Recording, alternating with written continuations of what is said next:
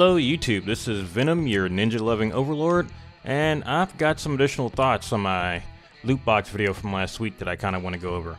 Now today's video isn't really quite scripted, so it's not going to be quite as much editing as before. I may stutter and stumble, but you know, imperfections are the spice of life. So, last week I talked about how I thought loot boxes wouldn't be a permanent part of gaming, and in fact I thought they'd be going away here very quickly. I kind of remodeled my idea after thinking about it all week. I think most games are going to be moving away from loot boxes. I still do believe that the idea of a loot box is going to be so toxic to a gaming community that they wouldn't even dream of putting it into their games. However, I still think that there's going to be, well, I think there's going to be a split in the gaming community. It's going to be loot box based games, which I believe are going to be almost completely the big AAA titles that are going to be doing that, versus all the non-loot box based games. And I think both sides are actually probably going to end up doing pretty well. But I think the loot box based games, and this is just loot boxes, not microtransactions, I think the loot box based games are going to be like your big, you know, EA, Activision games. They're going to be the games that get all the hype, they're going to get all of the marketing. They're going to be huge games. I mean, I can very easily see even Bungie with Destiny, whenever Destiny 3 comes out, or even later on with Destiny 2, very easily falling even deeper into this loot box pit. Again, just to reiterate, I mean, we've got World War II loot boxes, where now you have to open loot boxes in front of people. Battlefront 2 had this huge controversy. I think they've still fixed it, or they're still tweaking it. I haven't really looked into it much because, again, I'm not interested in playing a game with loot boxes in it. Guild Wars 2 just recently came out with mount skins that are, surprise, only obtainable in loot boxes. Now, the one thing in Guild Wars 2 with those skins, apparently you can't get duplicate skins, but again, out of 30 skins, you only got, what, like a 3.3% chance of getting the skin you want or something stupid like that, like a 3-4% chance of getting this exact skin you want. It's stupid. Overwatch, I mean, Overwatch players, and again, I'm not criticizing the game itself, it's merely the loot boxes. Overwatch is full of cosmetic loot boxes. If you complain about loot boxes in that game at all, the community just fucking loses its shit over it. Again, Overwatch is not a game I play or ever want to play. Type your angry comments down below. Love to hear them. But again, I mean, there's whole channels dedicated to opening hundreds of loot boxes. I mean, think of how much money people are putting up just for cosmetic crap that you can't trade or do anything else with. I mean, the gaming industry's made the idea of opening loot boxes like mainstream as far as gaming goes, and like even CSGO, I mean, with this whole skin gambling thing, with all the different gambling sites popping up, I think loot boxes are going to disappear from most games. I think they're going to be huge, big IPs that are established that are going to stay with it, but I think they're going to be the only ones for the most part with loot boxes. I mean, we see here recently Dauntless remove loot boxes from their games. Dauntless is, I believe, still an early access game, and originally they were going to go with loot boxes for their game, and they said, you know what, we see the way the gaming industry is reacting to it right now, we don't want to go that route, we think it's toxic, we're taking them out, we're finding another way to monetize our game. Dauntless is apparently going to be a free-to-play game, something kind of like Monster Hunter. I'm probably going to take a look at it, see how it is, maybe they go the Warframe route, and again, even with Warframe, precarious balance with the microtransactions, but no loot boxes. Monster Hunter World, again, still made huge news over the fact that they will not use loot boxes. I mean, there was a huge news story, because that would be a perfect game to put loot boxes in. I mean, any Monster Hunter players out there, and I'm one of them, I cannot wait for Monster Hunter World to come out. I'll probably be doing a video about it next week. I mean, that would be a perfect game for a company to try and shove, you know, loot boxes into it. I mean, for those who play the game, imagine, you know, being able to buy a loot box for a Rathalos, and get random parts out of there. I mean, that'd be insane. But they decided not to do that, and I love them for that, and I'm definitely going to be picking up and streaming and doing videos over the game when it comes out. But looking at the way gaming is right now, I mean, there are entire channels where their only function is to just open up loot boxes. I mean, that's their entire channel, opening loot boxes. I mean, I'm digging into news stories, and I could probably be getting 1 million subscribers if I just, you know, buy Overwatch, stream myself playing, and freaking open up a few dozen loot boxes every week. I mean, but I choose not to do that because I don't like to practice.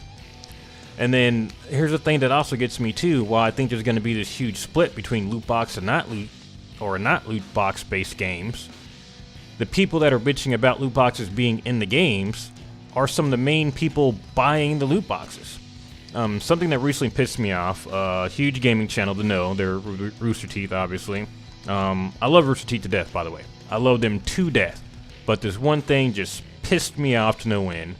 And I remember back when Overwatch came out, and then here recently when they were talking about loot boxes and all these games, they were complaining about how much loot boxes cost and the fact that they were in-game, but then they would turn around and laugh about how many hundreds of loot boxes they bought and purchased and opened up. I'm like, why are you guys bitching about how much this stuff costs and the fact that they exist, but then turning around and laughing that you're buying them anyway? You're part of the problem.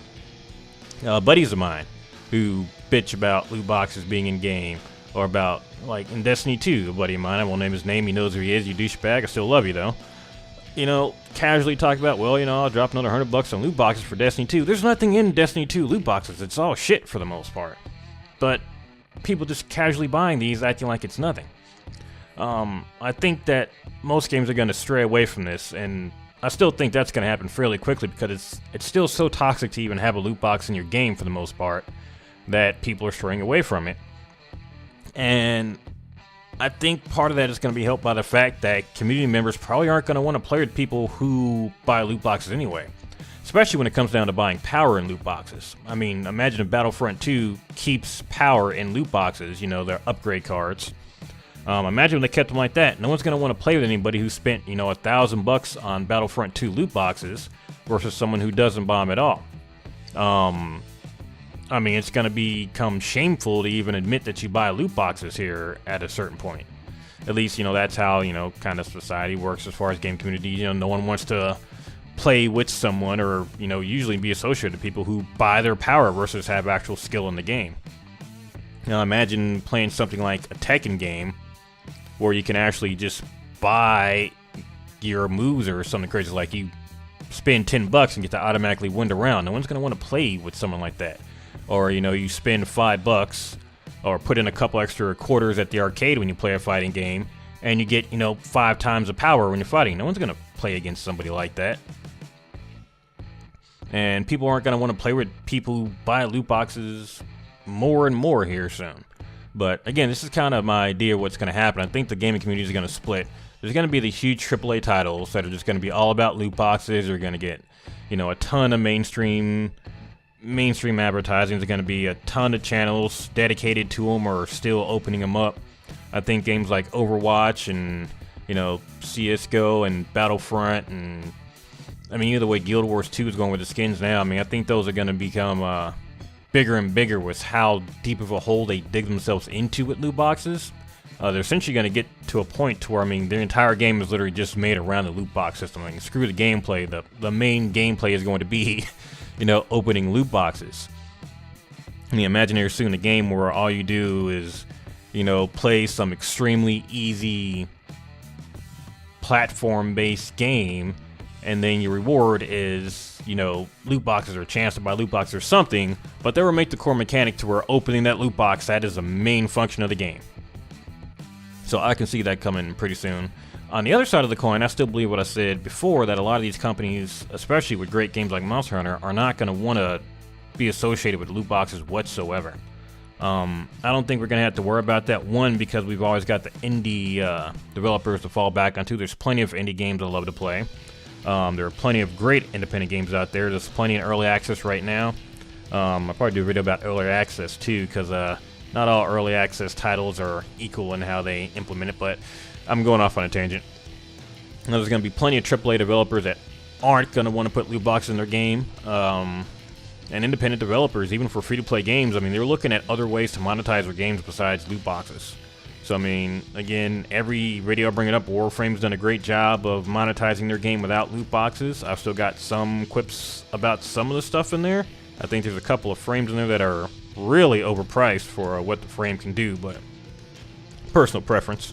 I'm just not a huge Mohr fan, you know, I've Mohr for life, but I mean, that's my take on it right now. I mean, I still think that loot box bubble is going to burst here fairly soon. I'd say by the end of 2018, it's gonna kind of reach its pinnacle and burst. I think only a few AAA titles or a few developers are gonna even be able to get away with loot boxes. And by the time that happens, I think that's gonna be the only thing they're gonna be known for, and the only way they'll be able to monetize their games. And again, if you've looked into anything like the online mobile market, how they make these loot box based games for whales and dolphins, you know, that's what they call people who spend money on the games. You know, dolphins are the smaller buyers, and whales are people that spend, you know, hundreds if not thousands of dollars on their game. I mean, it's gonna come to a point to where they're literally only making the games for them, and they're literally gonna be the only people who buy them.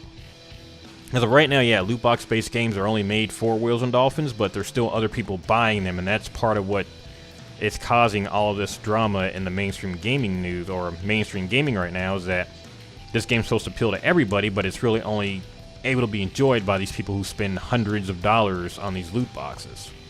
I think soon enough people are going to stop buying these games. I think it's only like 1 in every 100 people, or actually I need to look at the statistics on how many people are actually considered whales, but I mean, eventually it's only going to be these whales and dolphins that buy the games, and even then, eventually the dolphins are going to get sick of it. You know, the people who buy less loot boxes, because they're not going to be able to compete with people who spend thousands of dollars. You know, if you spend $20 a week on a loot box based game versus someone who spends $1,000 a week on it, you know, eventually you're going to get tired of it too and keep moving on. So eventually we're going to come down to a point where a game doesn't necessarily sell really good, but it's still making a ton of money. So imagine if Call of Duty only sold, you know, 1% of what it normally sells, but still makes as much, if not more, money.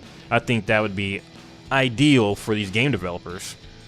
Because one, I mean, that's less physical copies you'd have to make. And two, I mean, you really just have to cater to those, you know, that fraction of a player base you normally would. But hey, that's just my thoughts on the loot box thing. I'm still working out my thoughts on the games as a service model. I'll be doing a video about it here at some point, but I am going to be doing my Monster Hunter announcement next week. I want to start covering the news for it, especially with their announcement of no loot boxes. I definitely am going to want to be covering Monster Hunter World as soon as it comes out. I'm trying to get the other guys in Exiled Existence into it. I got one who might be, but I might end up having to get a copy for everybody and just kind of making them play again. But let me know what you guys think about the loot box issue going on, and even microtransactions in general, down in the comments. So let me know what you guys think is going on with the community and where it might end up going. So thank you guys for coming by, and we'll see you later.